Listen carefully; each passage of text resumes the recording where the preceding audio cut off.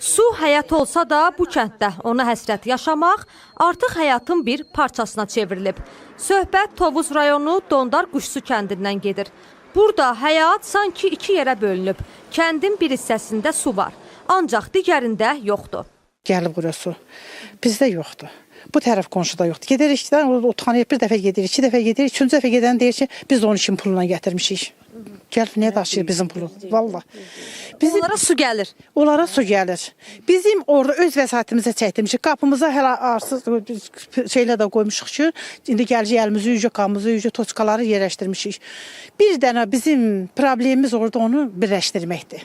Vəssalam, ana xəttə birləşdirmək neçə ildir bizə problem yaradır. 22-ci ildən xətt çəkmişik öz vəsaitimiz hesabına. İndi suyu mənbəyə qoşan yoxdur. Deyirlər, biz verə bilmərik.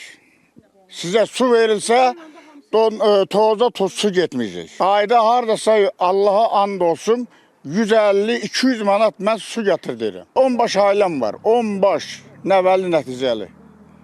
Hamısı su istəyir, hamısının paltarı yuyulmaq istəyir. Burada hər həyətdə su çənlərinə rast gəlmək mümkündür. Ancaq bəzən bu da yetərli olmur. Susuzluğun ağırlığını çox zaman bu su çəlləkləri yüngülləşdirir. Bunların hamısını mən pulla doldurdurum. Və yaxır budur, nə qoymuşum, onu oradan tökülən suyla o betonlarımı doldururum. Bu indi bizim güya içmə suyumuz. Ona görə də sakinlər üçün bu çəlləklər sadəcə hər hansısa qab deyil. Həm ən yaxın dost, həm də ümidin özü sayılır. 10 gündən bir 30 manat su verib basenyamızı doldururuq, ondan da çatdıra bilmirik. Qabdır, qaşıqdır, içməkdir, hamısı ona baxır. Dama-dama göl olar ifadəsi onlar üçün yaxşı tanışdı. Çünki sözün əsl mənasında yağışdan düşən hər damla onların növbəti gün üçün qurtuluşlardır. Kimisi evində, kimisi də qapısının yaxınlığında yağış sularını toplamaq üçün dəstəkləyici vasitə quraşdırıb. Bir sözlə, hər damcı kənd sakinlərinə yeni həyat, yeni nəfəs verir. Bəs kənd sakinlərinin su arzusu nə vaxt öz əlini tapacaq?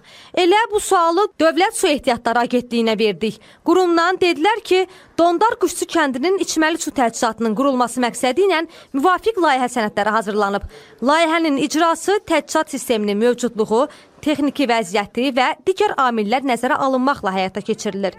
Sözü gedən ərazidə mərkəzləşmiş içməli su şəbəkəsinin inşası Agentliyin tədbirlər planına uyğun olaraq mərhələli şəkildə həyata keçiriləcək.